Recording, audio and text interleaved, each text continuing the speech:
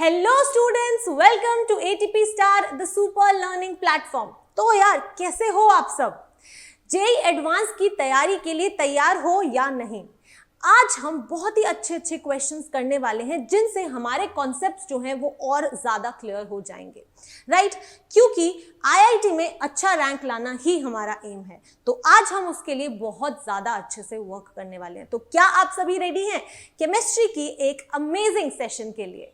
तो चलिए स्टार्ट करते हैं। उससे पहले आपको एक इंफॉर्मेशन प्रोवाइड करना चाहती हूं कि एटीपी स्टार का आरसीसी बैच जो है वो 6 मई से स्टार्ट हो चुका है। 6 मई से वो स्टार्ट हो चुका है। आपको यहाँ पर कॉन्सेप्ट वीडियोस मिलेंगे, कंप्लीट डिस्कशंस होंगे। ऐसा नहीं है कि सिर्फ प्रॉब्लम सॉल्विंग होगी, आपके साथ कॉन्सेप्ट्स भी डिस्कस किए जाएंगे जो एडवांस स्पेसिफिक है। यानी कि ये जो बैच है वो सिर्फ और सिर्फ एडवांस को ध्यान में रख के आपके लिए बनाया गया है।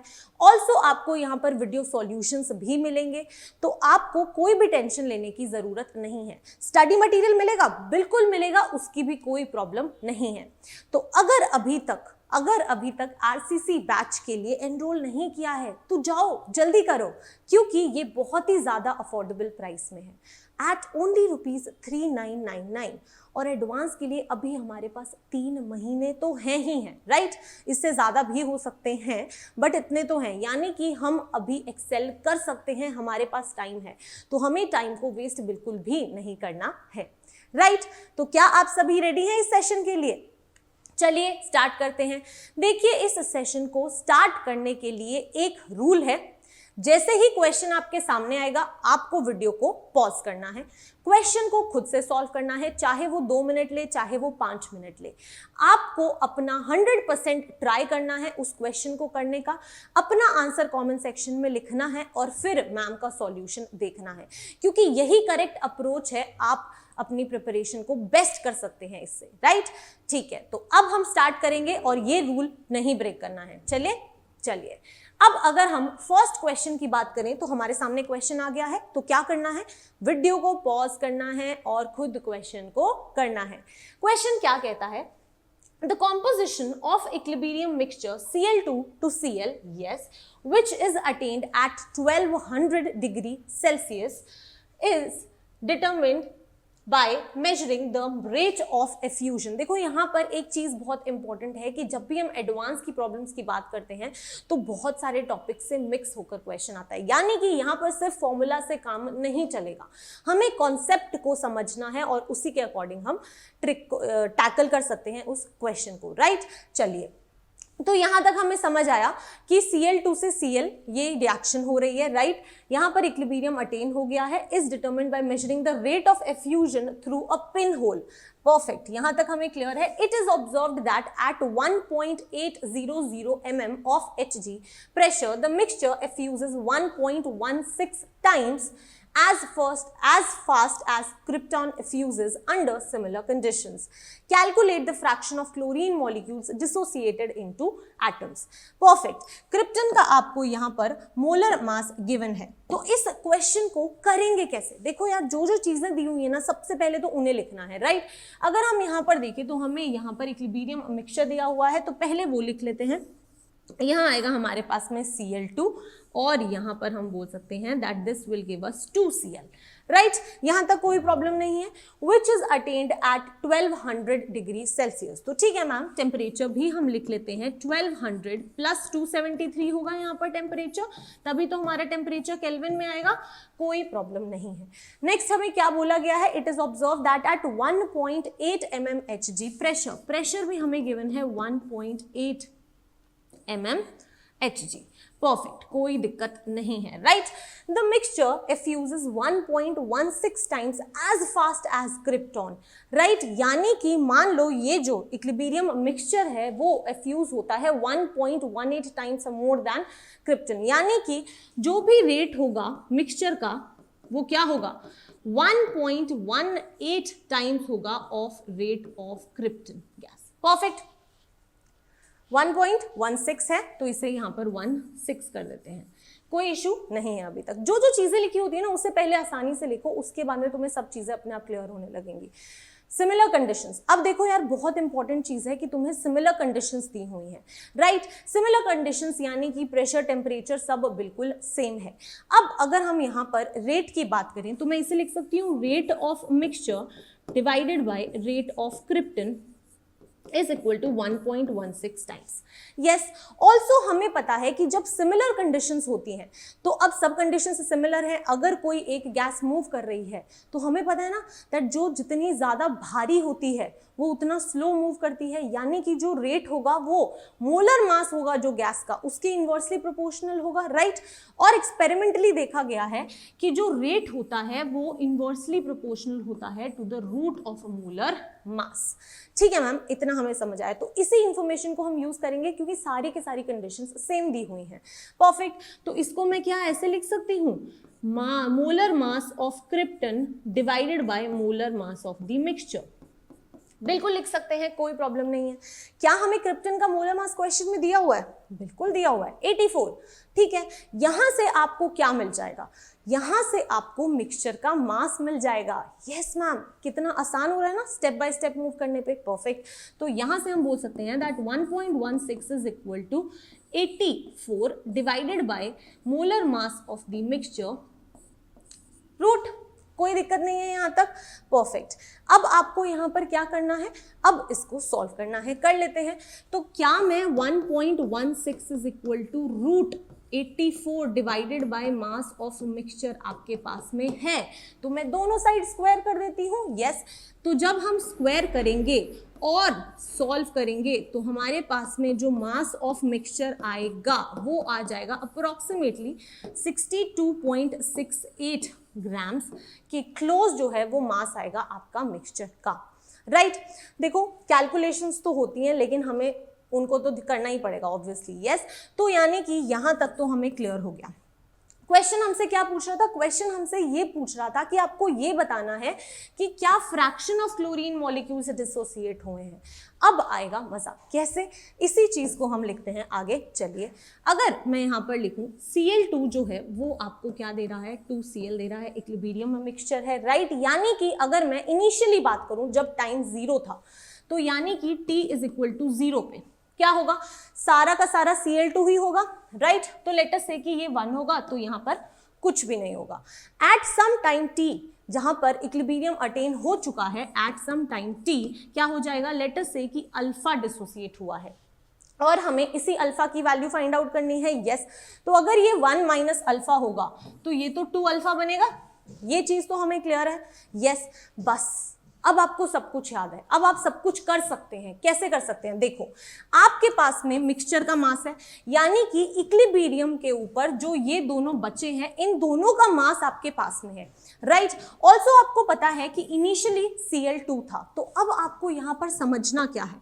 आपको यहाँ पर यह समझना है कि मास तो कंजर्व्ड रहता है ना, मास तो कभी भी डिस्ट्रॉय नहीं होता, राइट। यानी कि मैं यहाँ बोल सकती हूँ that mass will be conserved. Yes, it will be conserved. ठीक है, तो अगर आपका मास कंजर्व्ड रहेगा, यानी कि इनिशियली जो मास था, इनिशियली तो सिर्फ Cl2 की वजह से मास था, ये क्या है? 1 ही है, तो यानी कि मैं कह देती हूँ 1 × 71 ग्राम्स पर मोल जो मोलर मास होगा Cl2 का, राइट।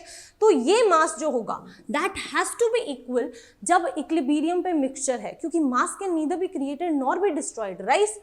तो अब यहां से हम क्या कह सकते हैं that 1 minus alpha plus 2 alpha into mass of the mixture. ये तो मुझे समझ आ रहा है ना? ऐसा तो हम कर सकते हैं, बिल्कुल कर सकते हैं, क्योंकि मास कभी भी डिस्ट्रॉय नहीं होता है। तो बस सारी वैल्यूज हमारे पास है, सॉल्व ही तो करना है। तो चलिए देखते हैं, ये हो जाएगा 71 is equal to 1 plus alpha into 62.68। क्या हम यहां से सॉल्व करके अल्फा की वैल्यू निकाल सकते हैं या नहीं? बिल्कुल निकाल सकते हैं। और अल्फा क्या है हमारा? अल्फा वही है जो हमसे पूछा गया है, fraction of chlorine molecules, right. Yes, तो इस तरीके से हम क्वेश्चन को कर सकते हैं। आपको इसी तरह से क्वेश्चंस को करना है, हर चीज को ध्यान से समझो, हर एक इंफॉर्मेशन को लिखो and do let me know comment section के अंदर कि किस किस का आंसर करेक्ट आया था। परफेक्ट, क्योंकि आप लोगों को मिलेगी चॉकलेट्स। परफेक्ट। ये क्वेश्चन अगर समझ आ गया है तो अब हम अगले क्वेश्चन पे चल सकते हैं। यस, बिल्कुल चल सकते हैं। तो अब फिर से वही चीज करनी है, वीडियो को पॉज करना है और क्वेश्चन को सॉल्व करना है। तो चलिए स्टार्ट करते हैं। क्वेश्चन क्या कहता है, which of the following is correct. ठीक है, हमसे पूछा गया है कि कौन से ऑप्शंस करेक्ट हैं। अगर हम फर्स्ट ऑप्शन देखें तो वो कहता है the kinetic energy of H2 at 600 kelvin. ठीक है, हमें H2 दिया गया है और 600 केल्विन दिया गया है और हमें काइनेटिक एनर्जी गिवन है। Perfect. Is similar to kinetic energy of SO2 at 327 degree Celsius. करते हैं इस क्वेश्चन को। अब आपको यहां पर क्या देखना है, हमें बोला गया है that which of the following is correct. एक चीज ध्यान रखना, एक भी करेक्ट हो सकता है, एक से ज्यादा भी करेक्ट हो सकते हैं, राइट। मल्टीपल चॉइस भी हो सकता है ये, तो वीडियो पॉज करो और अपने ऑप्शंस मुझे दो। अब मैम इसके बारे में बात करती है। तो यार हमने एक चीज तो सुनी थी, राइट, कि काइनेटिक एनर्जी जो होती है, काइनेटिक एनर्जी जो होती है वो टेम्परेचर पे डिपेंड करती है, राइट। तो यानी कि अगर हम 327 डिग्री सेल्सियस को केल्विन में कन्वर्ट करें तो वो कितना हो जाएगा, 327 plus 273 which is equal to 600 kelvin. तो मैम 600 केल्विन है, दोनों का टेम्परेचर सेम है तो काइनेटिक एनर्जी सेम है, राइट। यही हमें लगेगा। यस। अब एक चीज यार हमें और ध्यान रखनी है, बहुत सारी इंफॉर्मेशंस हमें गलत पता होती हैं, राइट। ऐसा कब होता है जब हम बोलते हैं कि काइनेटिक एनर्जी सिर्फ टेम्परेचर पर डिपेंडेंट होती है, जब गैसेस की एटॉमिसिटी सेम होती है, राइट। अगर हम यहाँ पर बहुत ज़्यादा टेक्निकली सोचे तो हम क्या देख रहे हैं दैट एक तो हमारे पास में H2 है, यस, और दूसरी हमारे पास में SO2 है। अगर हम H2 की बात करें तो ये H, SO2 की बात करें तो S डबल बॉन्डो इस तरीके का स्ट्रक्चर होता है। यानी कि H2 क्या है, लीनियर है, और अगर हम SO2 की बात करें तो वो लीनियर नहीं है, राइट। यानी कि हम क्या कह सकते हैं, दूसरा एक और चीज, ये अगर हम देखें तो ये क्या है, ये डाई एटॉमिक है, राइट। लेकिन अगर आप इस गैस की बात करेंगे तो ये आपकी ट्राई एटॉमिक है, राइट। अब हमें पता है कि जब हम डिग्री ऑफ फ्रीडम्स की बात करते हैं तो क्या होता है, या डिग्री ऑफ फ्रीडम्स कैसे निकाली जाती हैं, याद है, translational degree of freedom, rotational degree of freedom, है ना। तो अगर हम लीनियर की बात करते हैं तो लीनियर में 3 ट्रांसलेशनल डिग्रीज ऑफ फ्रीडम होती हैं। यस मैम, बिल्कुल होती हैं। और लीनियर है इसलिए 2 रोटेशनल डिग्री ऑफ फ्रीडम होती है। वाइब्रेशनल को हम कंसिडर नहीं करते, राइट। अब यहां पर अगर हम देखें तो 3 ट्रांसलेशनल एंड 2 रोटेशनल। वहीं पर अगर हम ट्राई एटॉमिक की बात करें तो ट्राई एटॉमिक के केस में क्या होगा, ट्राई एटॉमिक के केस में अगर हम देखें तो 3 है, यानी कि 3 तो ट्रांसलेशनल होगी, ये तो होगी, लेकिन क्योंकि ये नॉन लीनियर है, राइट, इसकी जो रोटेशनल डिग्रीज ऑफ फ्रीडम होंगी वो भी तो 3 ही होंगी। यस मैम, तो ये भी 3 है। तो यहां से क्या समझ आया कि यार यहां पर तो टोटल 5 डिग्रीज ऑफ फ्रीडम है और यहां पर 6 डिग्रीज ऑफ फ्रीडम है। और अगर हम हर एक डिग्री ऑफ फ्रीडम की काइनेटिक एनर्जी की बात करें then that is given by 1/2 kBT। Yes ma'am, तो यानी कि टोटल काइनेटिक एनर्जी तो दोनों के केस में सेम नहीं आ रही है क्योंकि degree of freedoms he same नहीं है, राइट। यानी कि हम जो सोच रहे थे वो गलत है, जो हमने स्टार्टिंग में सोचा था कि यार सेम होना चाहिए वो नहीं होगा। तो इसलिए आपको कॉन्सेप्ट के डीप में जाने की यहाँ पर जरूरत है, यानी कि this statement is wrong, this is not right. ये क्लियर हुआ? परफेक्ट। आगे बढ़ते हैं। आगे क्या बोला गया है, second, the density of N2 is less than that of CO2। ठीक है, अब अगर हम यहाँ पर देखें तो N2 और CO2 हम आइडियल गैस ही कंसिडर करेंगे, राइट। अब अगर हम यहाँ पर डेंसिटी की बात करें तो density is given bye PM/RT। ये तो हमें पता है, यस हमें पता है। अब मुझे ये पता है दैट बाकी हमें कोई इन्फॉर्मेशन नहीं दी है, यानी कि सारी की सारी कंडीशंस सेम है। तो अब मैं क्या कह सकती हूँ दैट डेंसिटी जो है वो directly proportional to the molar mass होगी। यस, अगर हम N2 के मोलर मास की बात करें तो वो है 28 ग्राम्स पर मोल। यस, और CO2 के मोलर मास की बात करें तो 44 ग्राम्स पर मोल। तो यहां से हम क्या कह सकते हैं, जिसका जितना ज्यादा मास उसकी उतनी ज्यादा डेंसिटी, राइट। तो यानी कि मास N2 का कम है तो उसकी डेंसिटी कम होनी चाहिए, और यही बोला गया है, the density of N2 is less than that of CO2। बिल्कुल सही है, यानी कि ये स्टेटमेंट बिल्कुल हमारी जी करेक्ट है, कोई दिक्कत नहीं है, राइट। चलिए थर्ड पे चलते हैं। थर्ड क्या कहता है, the RMS velocity of CH4। आपको यहाँ पर CH4 की RMS velocity के बारे में बोला गया है at 400 Kelvin, perfect, is similar to RMS velocity of helium at 100 Kelvin। ठीक है मैम, कर लेते हैं। अगर हम RMS velocity की बात करें तो URMS कैसे दिया जाता है, it is given as √3RT/m, where T is your temperature, M is your molar mass। yes ma'am, हमें ये पता है, राइट। तो अगर हम यहाँ पर देखें तो ये तो दोनों सब में सेम ही है, दोनों में चाहे आप हीलियम की बात करो या CH4 की बात करो। अब अगर मैं URMS ऑफ CH4 बोलूं तो क्या मैं उसको इसी तरह से लिख दूं कि K कांस्टेंट, 3R के लिए मैंने लिख दिया। टेम्परेचर अगर हम देखें तो हमें 400 गिवन है, और अगर हम CH4 के मोलर मास की बात करें तो 16 ग्राम्स पर मोल होता है, तो यहाँ पर 16 हो जाएगा, राइट। सिमिलरली अगर मैं URMS ऑफ हीलियम की बात करती हूँ तो वो क्या हो जाएगा, रूट, यहाँ पर मैं फिर से K लिख दूँ, यस, 3R कांस्टेंट, यस, ये हो जाएगा 100 टेम्परेचर और 4, राइट। अगर हम यहाँ पर देखें तो ये भी तो 4 डिवाइडेड बाई 100 ही तो है, तो यानी कि √100/4 इंटू के रूट के 104, दोनों की RMS वेलोसिटी बिल्कुल सेम है, यस। तो यानी कि थर्ड ऑप्शन भी बिल्कुल करेक्ट है। चलिए फोर्थ देखते हैं। फोर्थ कहता है the volume of an ideal gas can never be zero. जल्दी से मुझे बताइए आपको क्या लगता है कि ये स्टेटमेंट सही है या नहीं। चलिए यहाँ पर आपको जो सबसे इंपॉर्टेंट चीज है जिस पर ध्यान देना है वो क्या है, the volume of an ideal gas. यार देखो, आइडियल गैस बोला गया है, अगर आइडियल गैस की जगह पर रियल गैस बोला जाता तो मैं बोलती कि ये जो स्टेटमेंट है वो बिल्कुल क्या है, करेक्ट है। क्यों बोलती, एक minute, the volume of an ideal gas can never be zero.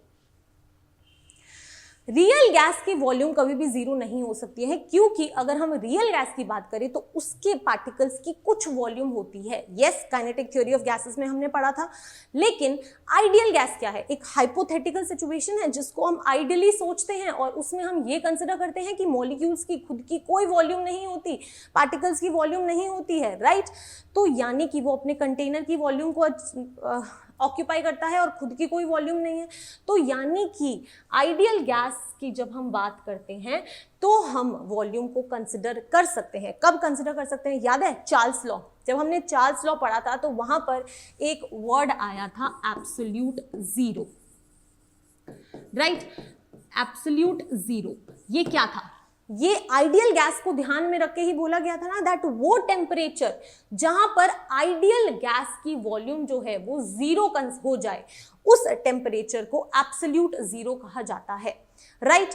अब वो आइडियल गैस को ध्यान में रख के बोला गया था, रियल गैस के लिए तो ये पॉसिबल ही नहीं है, राइट। तो यानी कि यहाँ पर आइडियल गैस लिखा हुआ है, इसलिए हम बोलेंगे दैट आइडियल गैस की वॉल्यूम तो जीरो हो सकती है, रियल गैस की वॉल्यूम कभी भी जीरो नहीं हो सकती है, राइट। क्योंकि ये जो एब्सोल्यूट जीरो कॉन्सेप्ट है वो आइडियल गैस को ध्यान में रख के बताया गया था, यानी कि its volume can be zero, perfect. तो the volume of an ideal gas can never be zero, ये स्टेटमेंट फिर भाई गलत हो गया, यानी कि सिर्फ दो ही स्टेटमेंट्स यहाँ पर करेक्ट हैं। कौन से, बी एंड सी, राइट। तो ये क्वेश्चन इजी था, लेकिन बहुत सारी छोटी छोटी माइन्यूट चीजें थी जिनको हम इग्नोर कर देते हैं, तो वही आपको यहाँ पर ध्यान में लाया गया है, क्योंकि ये कॉन्सेप्ट्स ही आपको हेल्प करने वाले हैं, राइट, परफेक्ट। तो चलिए अब अगले क्वेश्चन पे चलेंगे। द सेम ड्रिल, क्या करना है, वीडियो को पॉज करना है और क्वेश्चन को सॉल्व करना है। तो चलिए अब अगर हम क्वेश्चन देखें तो क्वेश्चन क्या कहता है देख लेते हैं। क्वेश्चन कहता है a mixture of ethane, okay, C2H6 and a mixture of ethane and ethene, it is ethene, right, क्योंकि C2H4 लिखा है, yes। तो a mixture of ethane and ethene occupies 40 liters at 1 atmosphere, perfect। आगे क्या बोलता है, at 400 Kelvin the mixture reacts completely with 130 grams of O2 to produce CO2 and H2O, ठीक है ma'am. Assuming ideal gas behaviour, calculate the mole fraction of C2H4 and C2H6 in the mixture. चलिए इस question को करते हैं। बहुत easy question है, देखने में बहुत टिपिकल लग सकता है, लेकिन अगर आप इसको स्टेप बाय स्टेप करेंगे तो सब चीजें बहुत आसान लगने लगेगी। क्वेश्चन क्या कह रहा है वो देखते हैं। उसने बोला कि आपके पास ना एक मिक्सचर है C2H6 का और C2H4 का, ठीक है। मेरे पास एक मिक्सचर है C2H6 का और C2H4 का, ठीक है। वो ऑक्यूपाई करता है, ये पूरा का पूरा मिक्सचर जो है उसकी वॉल्यूम मुझे 40 लीटर्स गिवन है, प्रेशर मुझे 1 एटमॉस्फेयर गिवन है, ऑल्सो मुझे टेम्परेचर भी गिवन है जो 400 केल्विन है, ठीक है। यस मैम, ये जो मिक्सचर है वो पूरा का पूरा O2 के साथ रिएक्ट कर रहा है, यानी कि ये जो पूरा मिक्सचर है इसको आप O2 के साथ रिएक्ट करा दो, ठीक है। O2 भी आपको बता दिया कि भाई कितना यूज किया हमने, 130 ग्राम्स यूज किया है ना, to produce CO2 and H2O। ये तो हमें पता भी है कि हाइड्रोकार्बन ही तो है, O2 के साथ रिएक्ट करेंगे तो CO2 और H2O ही बनाएंगे, ठीक है, perfect. Assuming ideal gas behaviour, ये भी हमें बता दिया कि भाई आइडियल गैस है, रियल गैस मत कंसिडर कर लेना, ठीक है। Calculate the mole fraction of C2H4 and C2H6 in the mixture. बहुत सारी चीजें दी हुई हैं, हम बहुत इजीली कर सकते हैं, ठीक है। सोचो थोड़ा सा, वीडियो को पॉज करो, खुद ट्राई करो और फिर मैम का अप्रोच देखो। चलिए हम इस क्वेश्चन को करते हैं। मुझे पता है कि यार इस मिक्सचर को मैंने O2 के साथ रिएक्ट कराया, मिक्सचर है पर उसके अंदर हाइड्रोकार्बन तो रिएक्ट करेंगे ना O2 के साथ, यस। तो यहाँ पर हम क्या बोल सकते हैं कि मान लो मैंने C2H6 को O2 के साथ रिएक्ट कराया तो क्या बनेगा, मुझे पता है CO2 और H2O बनेगा, तो CO2 और H2O बैलेंस कर दे, बिल्कुल कर देते हैं, बैलेंसिंग बहुत आसान होती है। यहाँ पर 2 है तो यहाँ पर 2 आ जाएगा, अगर हम यहाँ 6 है तो यहाँ पर 3 आ जाएगा, राइट। तो इधर हो गए 2 2 4 7, तो यहाँ पर मान लो 7/2 हमारे पास O2 आ गया, कोई दिक्कत नहीं है अभी तक। नेक्स्ट देखते हैं। नेक्स्ट था हमारे पास इथीन, तो भाई C2H4 plus O2 will give me CO2 plus H2O। Balance कर देते हैं, यस बहुत इजी है। यहाँ पर 2 तो यहाँ पर 2 आ जाएगा, यहाँ पर 4 तो यहाँ पर 2 आ जाएगा, 2 2 4 5 6 तो यहाँ पर 3 आ जाएगा। ये तो हमने रिएक्शंस लिख दी।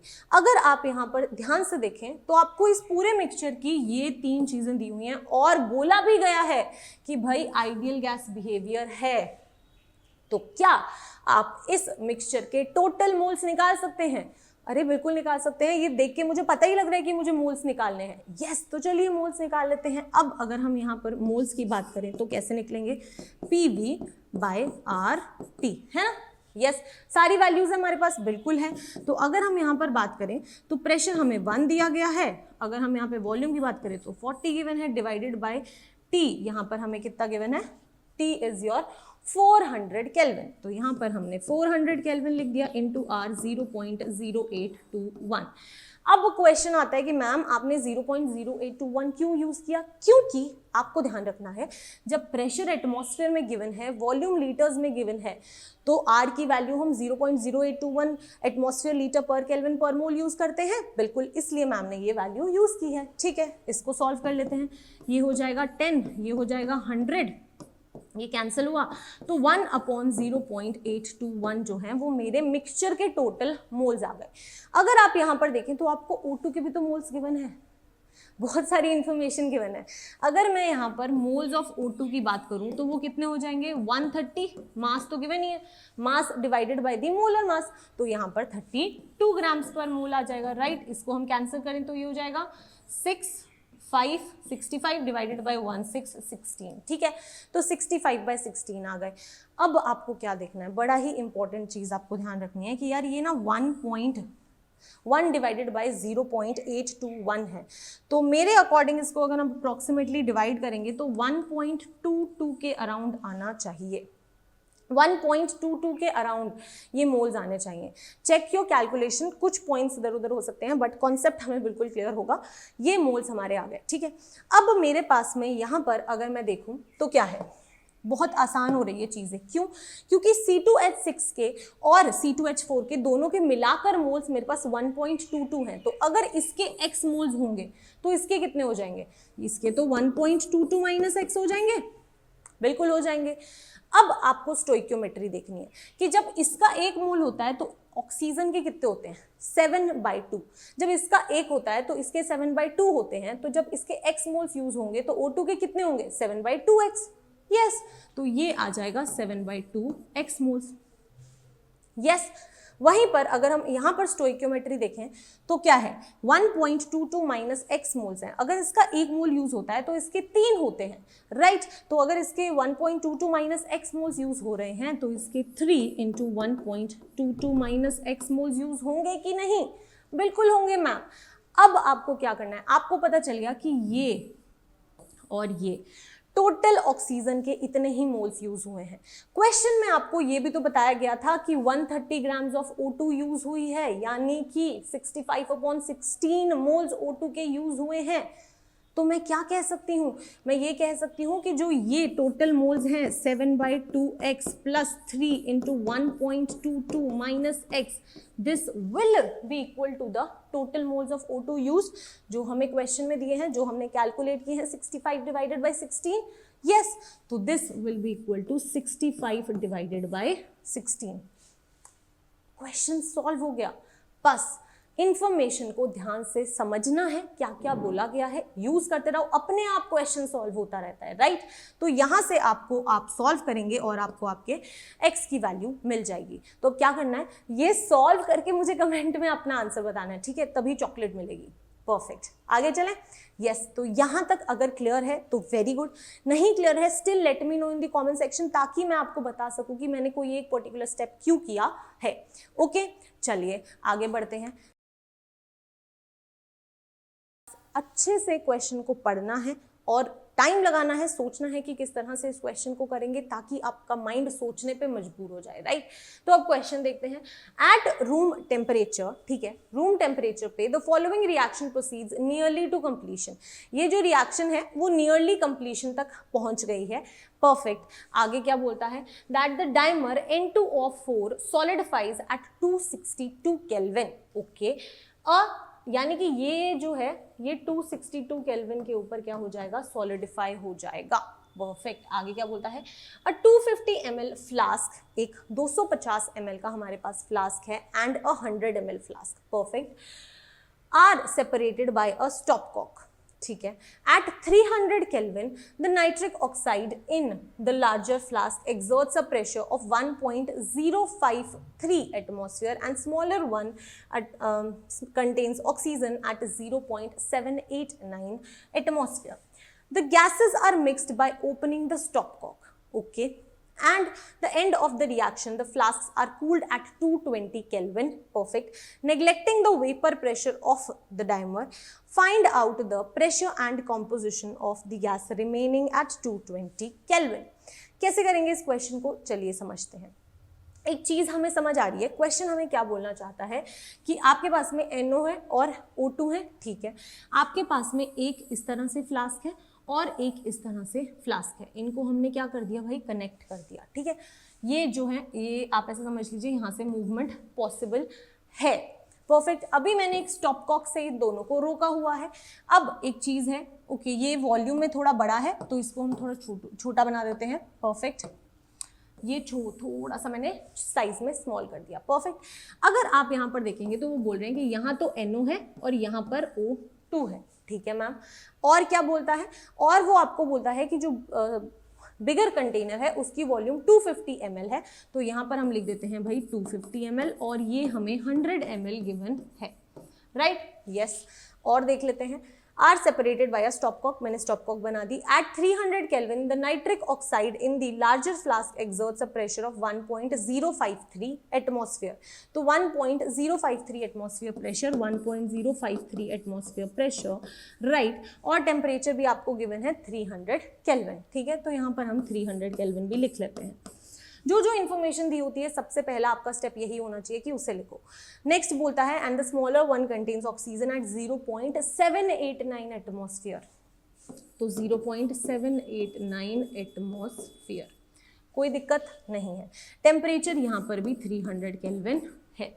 आगे क्या बोलता है वो, that the gases are mixed by opening the stopcock. जैसे ही ये स्टॉपकॉक ओपन की क्या हुआ, गैसेस मिक्स होंगी, यस, मूव करेंगी तो मिक्स होंगी, और जैसे ही मिक्स होंगी यहाँ पर आ गया opening the smoke after the end of the reaction the flasks are cooled at 220 kelvin.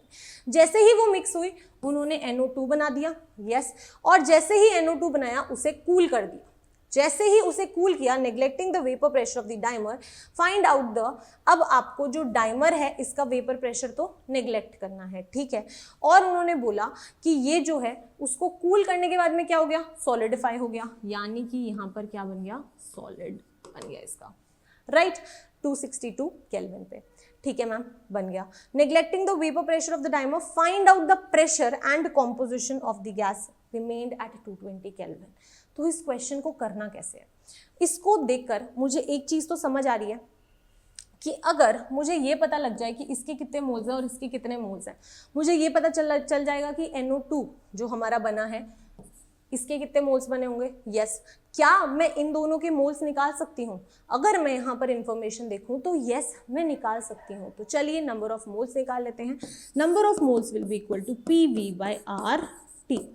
Pressure अगर हम यहाँ पर देखें तो हमें गिवन है 1.053 इंटू वॉल्यूम हमें 250 ml गिवन है, तो 250 डिवाइडेड बाय R अगर बात करूं तो 250 ml गिवन है तो 1000 से डिवाइड करूंगी, इंटू R की बात करें तो 0.0821 यूज करेंगे, 0.0821 इंटू टेम्परेचर हमें कितना गिवन है 300, राइट। सिमिलरली अगर आप O2 के मोल्स की बात करेंगे तो यहाँ पर आपके मोल्स ऑफ O2 आ जाएंगे, और अगर हम यहाँ पर देखें तो क्या होगा, चलिए देख लेते हैं। O2 के अगर हम यहाँ पर मोल्स देखें तो PV/RT हो जाएगा। प्रेशर अगर हम यहाँ पर देखें तो हमें गिवन है 0.789, तो 0.789 इंटू वॉल्यूम मुझे 100 ml गिवन है, राइट, यानी कि मैं यहाँ पर क्या कर सकती हूँ, 100 divided by 1000 into RT, right, R 0.0821 into temperature is 300, right. तो अब आपको क्या करना है, अब आपको इनके मोल्स कैलकुलेट करने हैं। तो चलिए इनके मोल्स कैलकुलेट कर लेंगे, देख लेते हैं। अगर हम यहाँ देखें तो ये कैंसिल हो जाएगा और हम इसे सॉल्व करेंगे। चलिए देखते हैं इसको, जब हम सॉल्व करेंगे तो हमारी वैल्यू क्या आएगी, चलिए देखते हैं।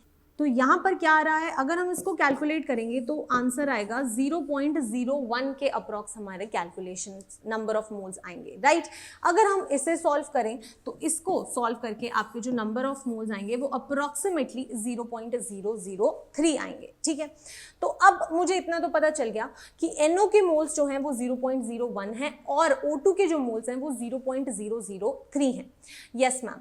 तो अब आपको यहाँ पर क्या देखना है, एक चीज देखो यार, इस रिएक्शन के अंदर जब ये रिएक्ट कर रहा है और ये रिएक्ट कर रहा है तो ये बन रहा है, राइट, और ये डायरेक्टली इसी के अंदर कन्वर्ट हो रहा है पूरा का पूरा और सॉलिडिफाई हो रहा है, ये क्वेश्चन हमें बता रहा है। तो अगर एंड ऑफ द रिएक्शन में हम देखें तो यार प्रेशर किसकी वजह से रहेगा, क्या कोई सॉलिड की वजह से प्रेशर आता है? हम जब भी प्रेशर की बात करते हैं तो हम गैसेस के प्रेशर की बात करते हैं, यस, यानी कि ये जो N2O4 है ये तो बहुत छोटा हो गया, छोटा सा सॉलिड बन गया है, भाई सॉलिड का तो प्रेशर हम कंसिडर नहीं करते हैं, यानी कि इनके प्रेशर का तो कोई रोल ही नहीं है, राइट। तो भाई प्रेशर किसकी वजह से आएगा, प्रेशर सिर्फ गैस की वजह से आएगा। और अगर आप ये स्टॉप कॉक खोल देते हैं तो इसके बाद में यहाँ पर कौन गैस में रहेगा, सिर्फ वो जो एक्सेस में होगा, ये समझ आ रहा है। यानी कि मेरे पास सिर्फ दो ही गैसेस हैं, NO और O2, जिन्होंने मिलकर NO2 बना लिया। अब NO2 तो सॉलिडिफाई हो गया तो उसकी वजह से तो कोई प्रेशर आएगा नहीं। प्रेशर किसकी वजह से आएगा, गैस की वजह से आएगा। और अगर हम देखें तो सिर्फ इन दोनों में से जो एक्सेस में रहेगा वो ही तो प्रेशर उसी की वजह से तो आएगा, यस। तो यानी कि मुझे ये फाइंड आउट करना है कि एक्सेस में कौन सा रह रहा है और उसके कितने मोल्स एक्सेस में है, राइट। तो अगर हम यहाँ पर देखें तो रिएक्शन को देख लेते हैं। यहाँ पर जब इसके 2 मोल्स यूज होते हैं तो O2 का 1 मोल यूज होता है। अगर मेरे पास O2 के 0.03 मोल्स हैं तो NO के कितने मोल्स यूज होंगे, 0.06, यस। तो यानी कि मोल्स ऑफ NO यूज्ड जो होंगे वो तो 0.06 होंगे मैम, ये क्लियर है, यस। लेकिन 0.06 होंगे मैम, यस, लेकिन हमारे पास तो 0.01 है, यानी कि एक्सेस में है, यानी कि NO जो है वो मेरा एक्सेस में प्रेजेंट है और जो प्रेशर आएगा वो सिर्फ इसकी वजह से आएगा। क्लियर है? यस। तो अगर इसकी वजह से आपका प्रेशर आएगा तो क्या आप प्रेशर फाइंड आउट कर सकते हैं? बिल्कुल कर सकते हैं। कैसे? चलिए, हमें पता है that moles of NO left कितने हो जाएंगे?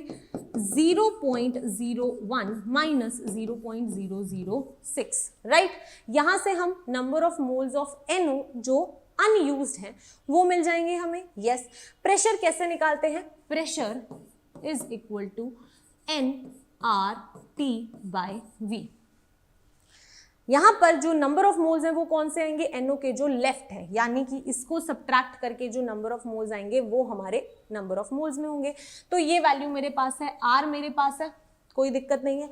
टेम्परेचर की अगर हम बात करें तो 300 केल्विन, राइट? नहीं, 300 केल्विन क्यों होगा? अगर हम यहाँ पर देखें, the gases are mixed by opening the stopcock and after the end of the reaction the flasks are cooled to 220 kelvin. Okay, तो 220 केल्विन तक वो कूल हो गए हैं। Neglecting the vapour pressure of the dimer, find out the pressure and composition of the gas remaining at 220 kelvin. यानी कि हमें 220 kelvin पे फाइंड आउट करना है, यानी कि यहाँ पर मेरा जो टेम्परेचर है वो 220 केल्विन होगा। अब क्वेश्चन है कि वॉल्यूम कितनी होगी? जब आपने ये स्टॉपकॉक ओपन कर दिया तो वॉल्यूम तो अब दोनों की ऐड होगी ना। यस, यानी कि वॉल्यूम जो होगी वो 250 प्लस 100 ml है, तो डिवाइड करना होगा आपको 1000 से, राइट। तो अब यहां से आपको प्रेशर मिल जाएगा फाइनल एट 220 केल्विन, राइट। तो इस क्वेश्चन को आपको इसी तरह से करना है, वन बाय वन हर एक चीज को ध्यान से समझो कि किसका क्या मतलब है। अब यहाँ पर इस क्वेश्चन में हमने एक बहुत इंपॉर्टेंट चीज सीखी कि जब आपको क्वेश्चन में बता दिया कि ये फर्दर जाके सॉलिडिफाई हो रहा है तो भाई सॉलिड का तो प्रेशर नहीं कंसिडर करते ना, तो सिर्फ और सिर्फ उस गैस का प्रेशर कंसिडर करेंगे जो वहां पर प्रेजेंट है, और सिर्फ एक ही गैस रहेगी, that is your NO, right. Perfect. तो इस तरह से हम इस क्वेश्चन को सॉल्व कर सकते हैं। आगे बढ़ते हैं। यस, तो चलिए नेक्स्ट क्वेश्चन देखते हैं। नेक्स्ट क्वेश्चन आपके सामने आ गया है। Again the same drill. क्या करना है? वीडियो को पॉज करना है और क्वेश्चन को सॉल्व करना है। चलिए क्वेश्चन देखते हैं। क्वेश्चन कहता है that at room temperature, yes, at room temperature ammonia gas at 1 atmosphere pressure and hydrogen chloride gas at P atmosphere pressure are allowed to effuse, ठीक है, through identical pinholes from opposite ends of a glass tube of 1 meter length and of uniform cross section. Ammonia chloride is first formed at a distance at 60 cm from the end through which HCl gas is sent in. What is the value of P? Perfect. तो ये question हमें क्या बता रहा है कि भाई आपको एक प्रेशर दे दिया है 1 atmosphere pressure and hydrogen chloride gas at P atmosphere. अब आपको हाइड्रोजन क्लोराइड का प्रेशर P एटमॉस्फेयर दिया है। Are allowed to effuse through identical pin holes. देखो पिन होल्स यानी कि ऐसा कुछ होगा, यहाँ पर आपकी पिन होल होगी, ये होगा, स्ट्रेट समझ लेना इसे, ठीक है। आगे देखते हैं। Of a glass tube of 1 metre, ये पूरी की पूरी 1 मीटर है आपकी, ठीक है मैम। 1 मीटर यानी कि 100 सेंटीमीटर्स है, कोई दिक्कत नहीं है, नहीं। ऑफ यूनिफॉर्म क्रॉस सेक्शन, देखो यहाँ का क्रॉस सेक्शनल एरिया और यहाँ का क्रॉस सेक्शनल एरिया बिल्कुल सेम है, okay. Ammonium chloride is first formed at a distance at 60 centimetre from the end through which HCl gas is sent in. यानी कि मान लो अगर मैं यहाँ से HCl डाल रही हूँ, राइट, और अगर यहाँ से formed at a distance of 60 centimeter from the end through which HCl gas is sent in, यानी कि HCl अगर यहाँ से जा रही है तो लेट अस से ये 60 सेंटीमीटर है और यहाँ पर हमें अमोनियम क्लोराइड मिला है और यहाँ पर क्या होगा, NH3 होगा। तो अगर ये 60 सेंटीमीटर है तो ये मुझे समझ आ रहा है कि ये 40 सेंटीमीटर होगा। यस, आपसे पूछा गया है कि भाई प्रेशर क्या होगा, ये जो है वो P प्रेशर पे है और इसका प्रेशर आपको 1 एटमॉस्फेयर गिवन है। कैसे करेंगे इस क्वेश्चन को? बहुत ही इजी क्वेश्चन है ये। कैसे? चलिए देखते हैं। अगर हम रेट ऑफ एफ्यूजन की बात करें तो रेट ऑफ एफ्यूजन ना बहुत सारी तरीके से दिया जाता है। जैसे आप अगर रेट ऑफ एफ्यूजन की बात करोगे तो जितनी ज़्यादा भारी होगी गैस उतना स्लो एफ्यूजन होगा, रेट ऑफ एफ्यूजन स्लो होगा, right, inversely proportional to the root of mass होता है। वहीं पर अगर हम प्रेशर की बात करें तो जितना ज़्यादा प्रेशर होता है उतना ज़्यादा रेट ऑफ एफ्यूजन ज़्यादा होगा, राइट। तो इस तरीके से आपको रेट ऑफ एफ्यूजन के बहुत सारी वैल्यूज हमें पता है। Also we know that rate of effusion जो है, अगर आप जितनी ज़्यादा वॉल्यूम होती है, राइट, उतना ज़्यादा रेट ऑफ एफ्यूजन होता है, राइट। यानी कि हम रेट ऑफ एफ्यूजन को V/T बोल सकते हैं, दैट यूनिट टाइम के अंदर कितनी वॉल्यूम ने मूव किया, राइट। अब अगर आप इस पिन होल की बात करेंगे, इस पिन होल की बात करेंगे, तो इसमें अगर हम वॉल्यूम की बात करें तो वॉल्यूम क्या होता है? वॉल्यूम होता है जी cross sectional area into length divided by time, लिख देती हूँ, कोई दिक्कत नहीं है। अब आपको एक और बड़ी इंपॉर्टेंट चीज क्वेश्चन में दी हुई थी कि क्रॉस सेक्शनल एरिया सेम है, ये वाला भी और ये वाला भी, यानी कि अगर मैं गैसेस की बात करूं, चाहे HCl की बात करूं, चाहे अमोनिया की बात करूं, दोनों के केस में एरिया सेम है, राइट। तो मैं क्या कह सकती हूँ दैट ये वाली वैल्यू जो है वो तो कांस्टेंट है ना, यस। तो यानी कि अगर हम rate of effusion of HCl की बात करें, rate of effusion of NH3 की बात करें, तो this will be equal to L1/T बोल देते हैं, this will be equal to L2/T। कोई दिक्कत नहीं है, कोई दिक्कत नहीं है। क्या करो, डिवाइड कर दो दोनों को, यस। तो rate of HCl divided by rate of effusion of NH3 will be equal to, अब जब दोनों मूव कर रहे हैं तो टाइम तो दोनों ने सेम ही यूज किया, यस। तो यानी कि T और T तो सेम रहेगा, तो यानी कि मैं क्या बोल सकती हूँ that this is equal to L1/L2। L1 हमें कितना गिवन है HCl के लिए 60 सेंटीमीटर, तो HCl के सामने हमने 60 लिख दिया और ये हमारा 40 हो गया, राइट। ऑल्सो हमें एक और चीज क्या पता है दैट जब सारी की सारी कंडीशंस सेम होती हैं तो जितनी ज़्यादा भारी होती है गैस उतनी स्लो मूव करती है ना। यानी कि अगर आप रेट ऑफ एफ्यूजन की बात करोगे तो वो इनवर्सली प्रोपोर्शनल, ओके यहाँ लिखते हैं, rate of effusion is inversely proportional to the mass होता है, राइट। यानी कि अगर मैं इनके मासेस की बात करूं तो this will also be equal to mass of NH3 divided by mass of HCl। ये तो क्लियर हो रहा है, यस। ऑल्सो यहाँ पर आपको प्रेशर के बारे में बताया गया है, जब प्रेशर चेंज हो रहे हैं तो जितना ज़्यादा प्रेशर होता है उतना ज़्यादा एफ्यूजन होता है, यस। यानी कि यहाँ पर प्रेशर ऑफ HCl होगा डिवाइडेड बाय प्रेशर ऑफ क्या होगा, NH3 होगा, right.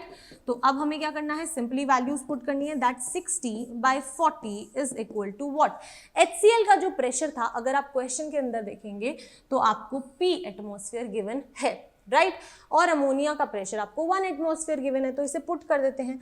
Pressure of HCl is P, ammonia 1, यहाँ पर रूट आ जाएगा। अमोनिया का मोलर मास लिख देते हैं, perfect nitrogen is 14 + 3 17 divided by HCl, chlorine is 35.5 + 1 which is 36.5। तो बस आपको इस P की वैल्यू ही तो फाइंड आउट करनी थी, और अगर आप देखेंगे तो आपके पास में एक इक्वेशन है जहां पर आप P की वैल्यू निकाल सकते हैं। तो इस तरह से आप इस क्वेश्चन को कर सकते थे। एज सच इसमें कुछ भी नहीं था, सिर्फ हमें कॉन्सेप्ट को समझना था, राइट। तो फॉर्मूलाज रटने की कोशिश नहीं करनी है, समझना है कि क्यों वो प्रेशर के डायरेक्टली प्रोपोर्शनल है, क्यों वो मास के इनवर्सली प्रोपोर्शनल है, या किस तरह से हम क्वेश्चन को यूज कर सकते हैं अपना आंसर लाने के लिए, राइट। परफेक्ट। तो लेट मी नो कि कमेंट सेक्शन के अंदर कि किस किस का ये आंसर करेक्ट आया है। आगे बढ़ते हैं। नेक्स्ट अगर हम क्वेश्चन देखें तो आपके सामने क्वेश्चन आ चुका है, चलिए इस क्वेश्चन को कीजिए। बहुत इजी क्वेश्चन है, आपको बहुत ज़्यादा इजी लगने वाला है ये। परफेक्ट, करते हैं। Which of the following volume V, temperature T plots represent the behavior of 1 mole of an ideal gas, ठीक है, at the atmospheric pressure।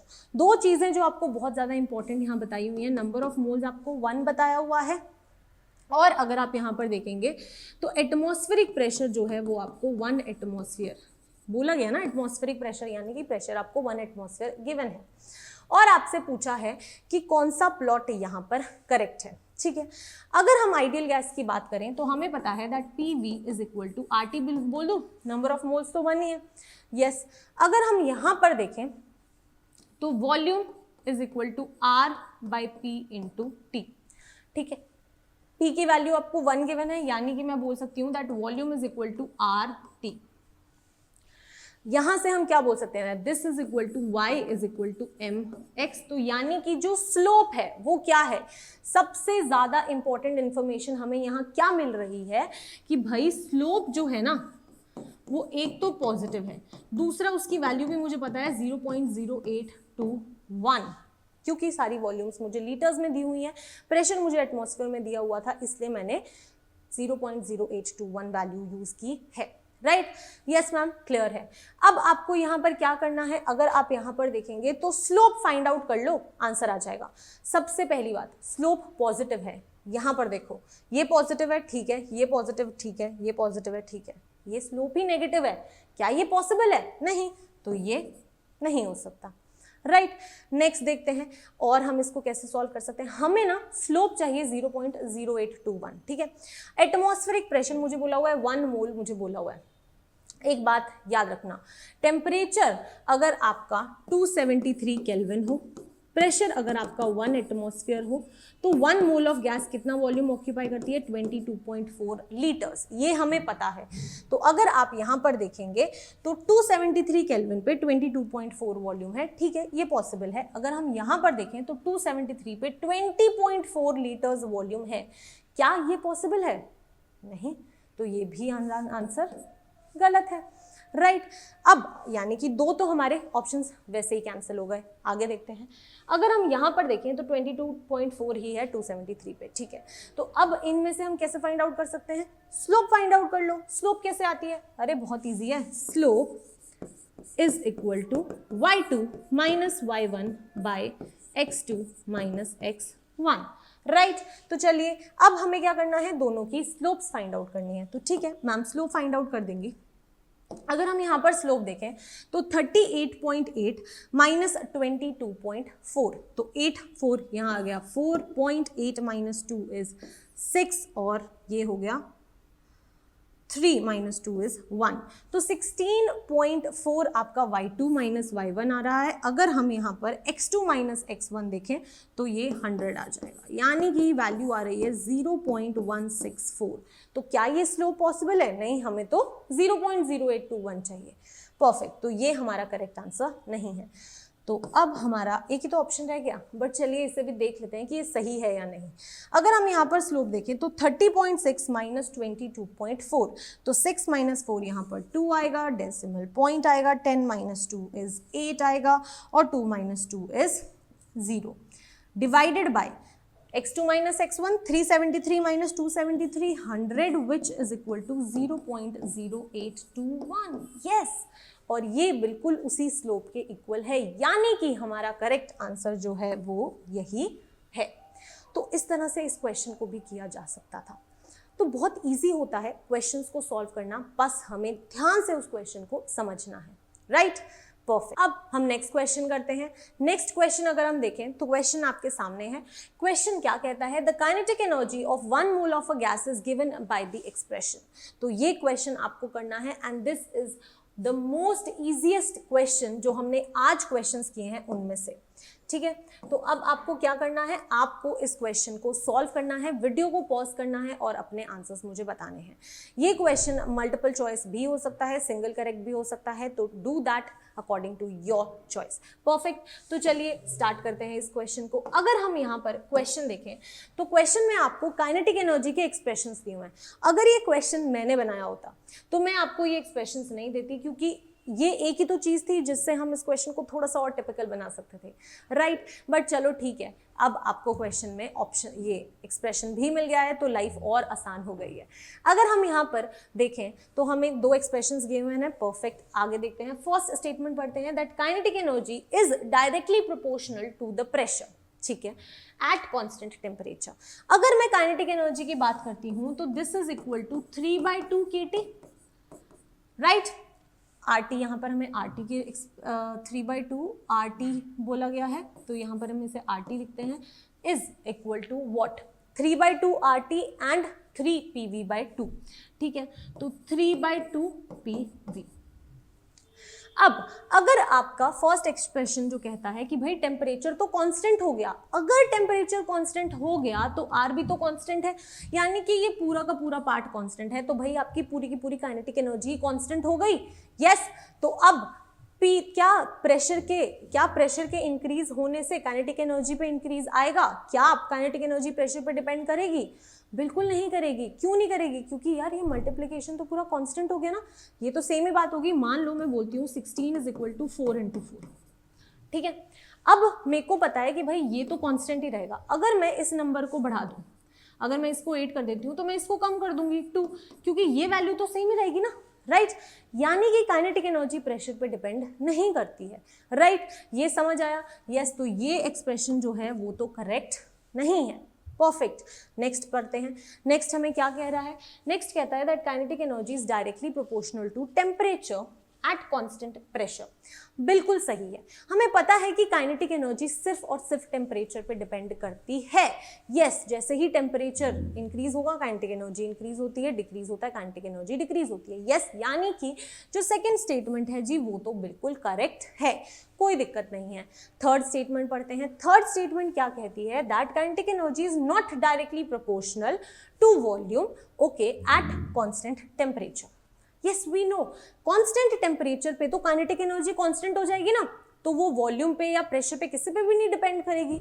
Yes, तो यानी कि थर्ड स्टेटमेंट जो है वो भी बिल्कुल करेक्ट है। फोर्थ पढ़ते हैं। यस, फोर्थ क्या कहता है? फोर्थ कहता है that kinetic energy is directly proportional to volume at constant temperature. Same first वाले एक्सप्रेशन जैसा एक्सप्लेनेशन होगा इसका।